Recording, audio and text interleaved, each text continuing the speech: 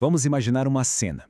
Pensa aí, uma sala fechada, talvez à luz de velas, aventais, rituais, palavras antigas sendo sussurradas.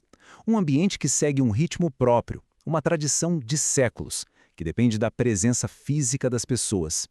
É exatamente nesse cenário, quase que parado no tempo, que surge um desafio totalmente novo. E o contraste é brutal. Lá dentro do templo, o tempo é outro. Mas é só abrir a porta e botar o pé na rua que, bum!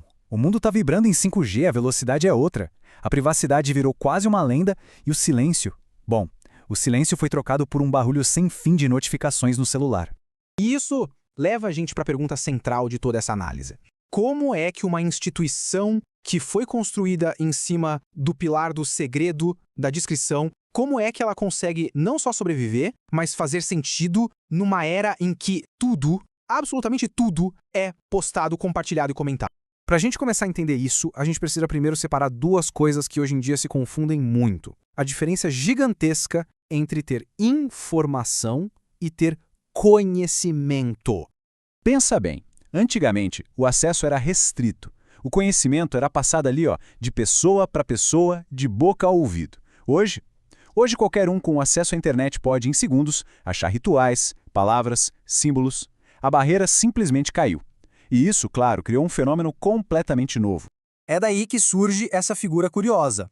O maçom Google. É aquela pessoa que leu tudo na internet. Sabe a teoria, decorou os nomes, viu os desenhos dos templos, mas existe um abismo enorme entre ler sobre uma jornada e de fato caminhar por ela.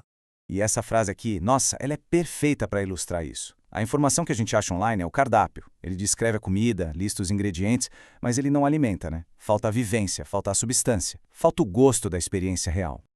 Então, o ponto crucial é esse. A internet entrega o mapa, mas é a loja que entrega a caminhada. A internet te dá o dado bruto, o texto frio de um PDF. A loja te dá o calor humano, a troca de olhares, a energia de estar junto. É completamente diferente. E isso nos joga em outro campo de batalha. Um conflito direto entre um dos valores mais importantes da maçonaria, que é a humildade e a própria natureza do nosso mundo digital. Vamos ser sinceros, as redes sociais foram desenhadas para serem vitrines de ego. Elas nos incentivam a mostrar o nosso melhor ângulo, as nossas conquistas, as nossas viagens. Ou seja, elas alimentam justamente um dos vícios que a maçonaria se propõe a combater, a vaidade. É o oposto do trabalho de desbastar a si mesmo. E os riscos disso são muito práticos, muito reais. É a selfie dentro do templo, um lugar que deveria ser sagrado. É a exposição de um membro que, por qualquer motivo, prefere ser discreto.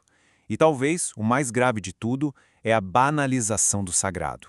Quando o ritual vira um story de 15 segundos, ele perde a força, vira uma coisa comum. Por isso é tão importante a gente entender o sigilo de outra forma. Não é sobre se esconder por medo, como talvez fosse em outros tempos.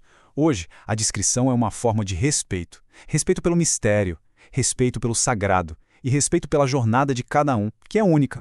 Certo. Então a tecnologia é a grande vilã da história. A gente tem que abandonar tudo e voltar para o século XVIII?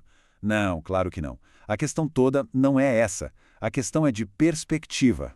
A maçonaria, em sua essência, sempre foi progressista. Então, a tecnologia não tem que ser vista como uma inimiga. Ela tem que ser vista como nível, o prumo, ou seja, mais uma ferramenta na caixa do construtor. A pergunta fundamental não é se a gente vai usar a tecnologia, mas como a gente vai usar. E é aqui que a gente precisa traçar uma linha vermelha, bem clara. Usar um grupo de mensagens para resolver coisas administrativas? Ótimo. Usar um software para gerenciar as finanças da loja? Perfeito. Isso libera tempo para o que realmente importa. Agora, tentar fazer iniciação por videochamada? Criar lojas virtuais no metaverso? Aí não. Aí a gente cruza uma linha que fere a essência da coisa. E por que não? O motivo é até simples. O mundo digital é excelente para conectar mentes, para trocar informação. Só que a maçonaria busca outra coisa. Ela busca conectar almas. E isso só acontece através da tal da egrégora, aquela energia coletiva que se forma no templo. E essa energia, cara, precisa da respiração conjunta, da presença física, do olho no olho. Não tem atalho digital para isso.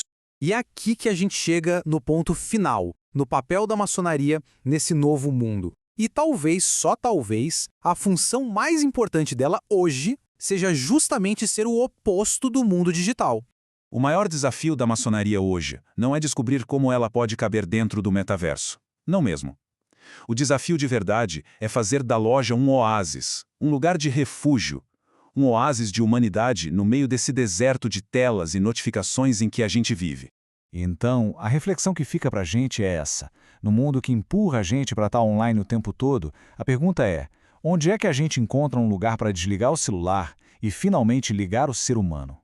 A loja pode e talvez deva ser esse lugar. É algo para a gente pensar.